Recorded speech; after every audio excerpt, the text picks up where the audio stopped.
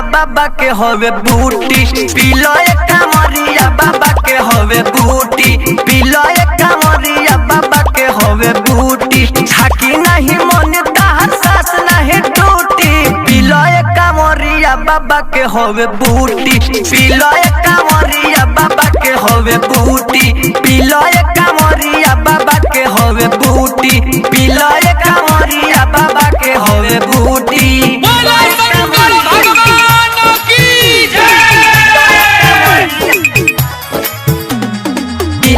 बाबा के हवे बूटी बाबा के हवे बूटी।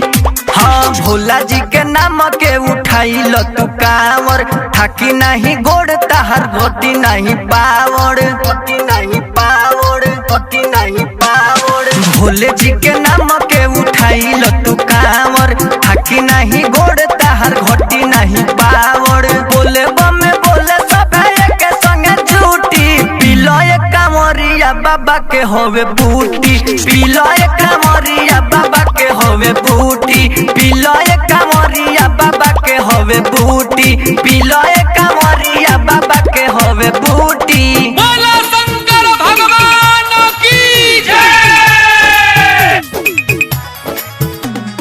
पीलो कांवरिया बाबा के हवे बूटी बाबा के हवे बूटी। रख दी है भोला जी माथावा पे हाथ हो थोड़े दूर बावे बाबा बस की नाथ हो थोड़े दूर बावे बाबा बस की नाथ हो रख दी है भोला जी माथावा पे हाथ हो थोड़े दूर बाड़े बाबा बस की नाथ हो अमित अकेला गुड्डू साथ नहीं छूटी पीलो कांवरिया बाबा के हवे बूटी पीलो